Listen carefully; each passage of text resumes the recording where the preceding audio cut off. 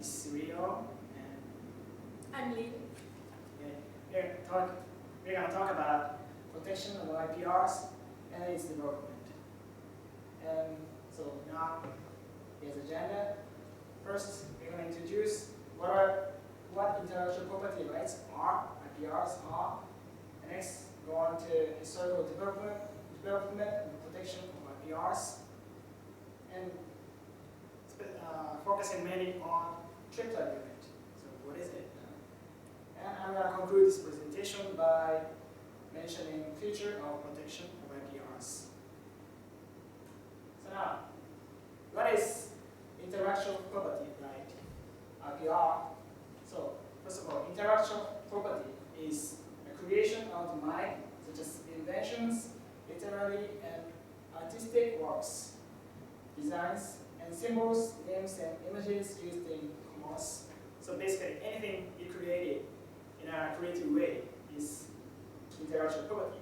And what is intellectual property rights? IPRs are these, for example, these five ones. The first one is copyright. It's the legal rights of the creator. And the second one is trademark, to show its own company name or trademark so that they can distinguish one from another. And the third one is patent.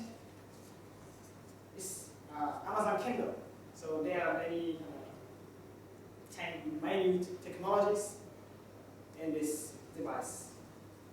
And the first one is confidential, trade secret. So it's a confidential business information that cannot be leaked. And the last one is geographical indication. So it's basically place names and the trademark and the name of place are the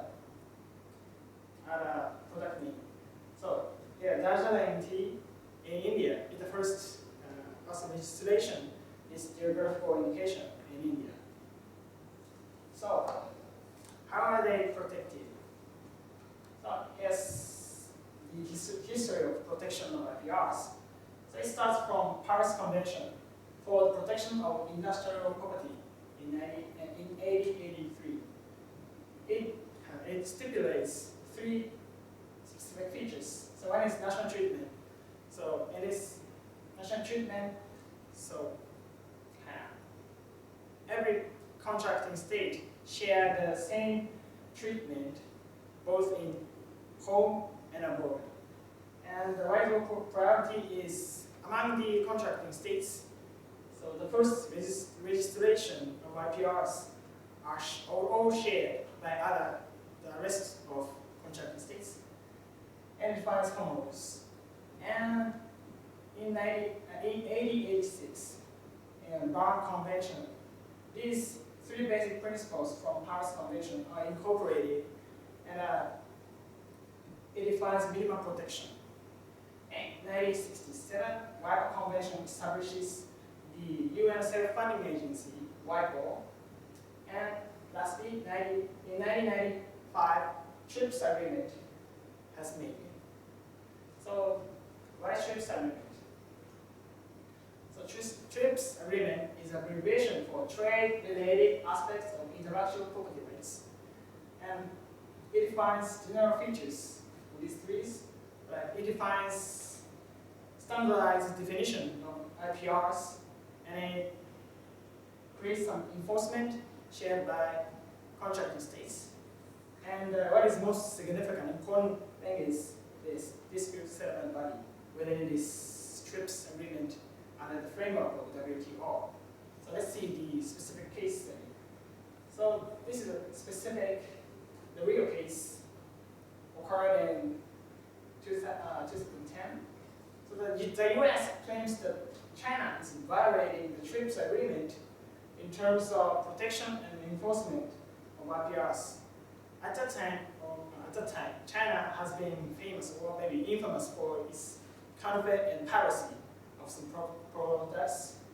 And it is concluded that the Chinese copyright law and customs control measures are inconsistent, completely inconsistent with TRIPS agreement. And at the end, the copyright law in China was amended, and the regulations on customs, protection of intellectual property rights were revised, which means national regulations were altered as demanded by this dispute settlement body in TRIPS agreement. So, its conclusion, what is IPR? So IPR is the right to protect creative activities from misappropriation. And TRIPS are significant in terms of these 2 points. TRIPS is so far the most comprehensive multilateral treaty to protect IPRs. And the existence of its own judicial body under the WTO is not noteworthy. So in the end, this TRIPS agreement could create a more stronger protection of IPRs, at least among the contracting states. So this is the future ideal transnational protection.